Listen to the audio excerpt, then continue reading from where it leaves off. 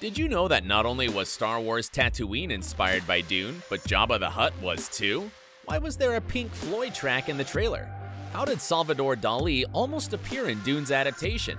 I'm Dylan. Let's talk about the biggest movie of 2020. What's Dune about? Sandworms, spice, aristocratic houses, and interstellar planets. Endless deserts that you should walk through carefully, avoiding any rhythm if you don't want to awaken something huge. This is all about the world created by sci-fi writer Frank Herbert in the 1960s. Dune has been called the greatest science fiction book of all time, and that's definitely for good reason. Though its plot is pretty complicated, we'll do our best to make it clear and simple for you. The events of Dune take place thousands of years in the future after humans destroyed all artificial intelligence and thinking machines. Yeah, folks. Today, some of us may be afraid of the rise of the machines, but for the people from the Dune universe, that's all in the distant past. They all live in a feudal interstellar society where the noble houses rule, and all of the people living in this society depend on one single planet, Arrakis. Arrakis is an almost waterless planet made up of an extremely rough desert. It's borderline uninhabitable and is terrorized by giant sandworms. So, why then is everybody so concerned about this place, you may ask? The answer is simple. Because of the spice called melange. Melange makes it possible to travel in space. It also extends a human's lifespan and enhances mentality. He who controls the spice controls the universe. Frankly speaking, melange is something in between oil from our world that can also be found in deserts, and the Sorcerer's Stone from Harry Potter. That's why every noble house in the Dune universe wants to control Arrakis. The world of Dune, created by the writer Frank Herbert, is set more in a medieval world than a sci-fi one. Its story is as complex and wide as The Lord of the Rings or Game of Thrones. The latter, of course, was inspired by Dune. It also deeply influenced George Lucas's Star Wars, which we'll also talk about in this video. So, there were 6 original books written, tons of books by Frank Herbert's fans, a couple of computer games made, and a couple attempts at movie adaptations. Not successful attempts, though. Why then are we so excited about the upcoming Dune 2020? There are a couple of answers. The first one is, the incredible Denis Villeneuve is Dune's director. Yes, luckily he'll make 2 movies out of the first Dune book. Just in case you somehow missed who Denis Villeneuve is, let me jog your memory with some of his movies. Incendies, Sicario, Arrival, and of course, Blade Runner 2049. And when it comes to thrillers and sci-fi dramas, the Academy Award nominee Denis Villeneuve is second to none. Starting to understand why Dune fans are so excited about him working on the movie adaptation? And Villeneuve has been a Dune fan himself since he was 15 years old. After reading the book, he saw the movie adaptation in 1984. It was made by David Lynch, and it didn't perform very well. Villeneuve himself remembers only being half satisfied after watching the movie. I'm a big David Lynch fan. He's the master. But I was thinking to myself, there's still a movie that needs to be made about that book. Just a different sensibility, the director said. But Villeneuve's adaptation wouldn't be that anticipated without another very important element. And that's how we get to the second reason why we're so excited about Dune. The cast is simply amazing. Timothée Chalamet, Rebecca Ferguson, Oscar Isaac, Jason Momoa, Josh Brolin, Javier Bardem, Zendaya. I mean, come on! Name another movie that has such a terrific, mind-blowing cast. Timothée Chalamet plays the main hero of the story, Paul Atreides. He was supposed to rule the most important planet in the universe, Arrakis. But unfortunately, he and his mother have to escape into dangerous dunes. Yeah, into those dunes where the giant sandworms live. The story of Dune will revolve around Paul Atreides growing up and becoming a commanding messiah of Arrakis. To some degree or another, his character even inspired Game of Thrones' Bran Stark. According to Timothée Chalamet, the coolest thing about acting in this movie is that almost all of the film scenes were made without green screens. The futuristic sets are real, the desert was real, it was filmed in Jordan, a lot of visual effects were real too.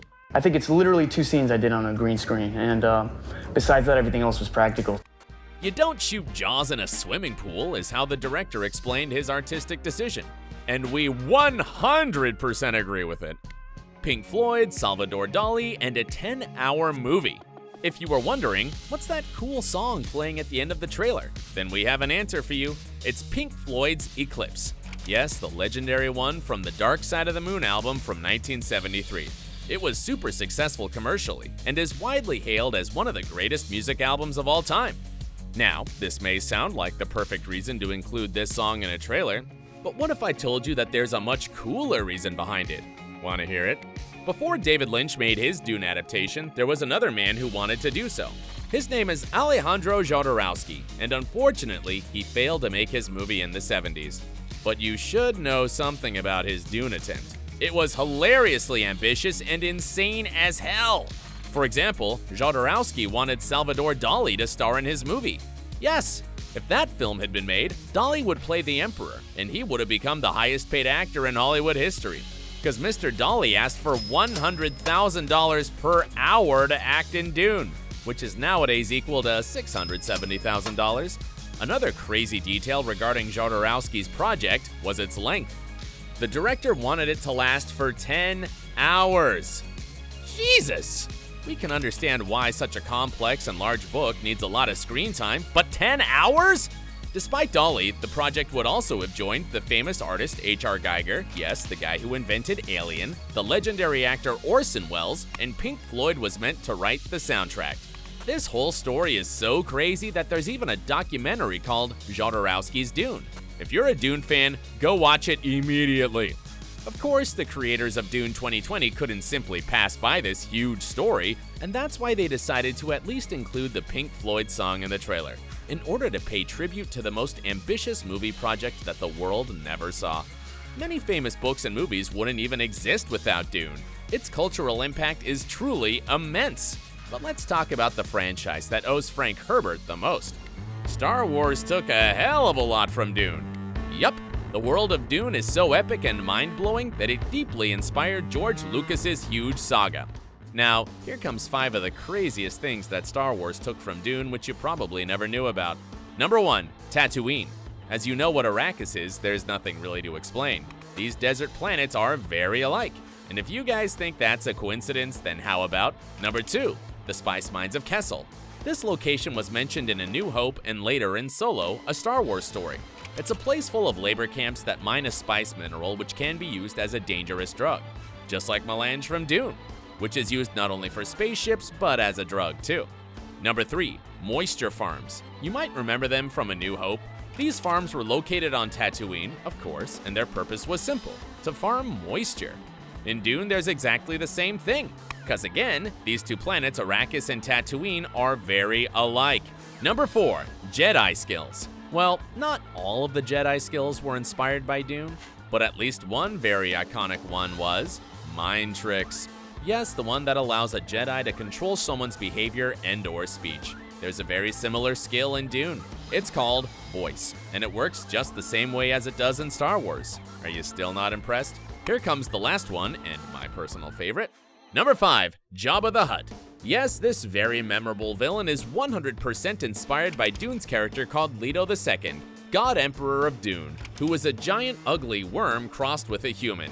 The only proof you need here is to compare these images. The saddest thing for us is that Star Wars became insanely popular while Dune didn't. At least, not yet. Maybe the movie premiere in December 2020 will change all that. Fingers crossed.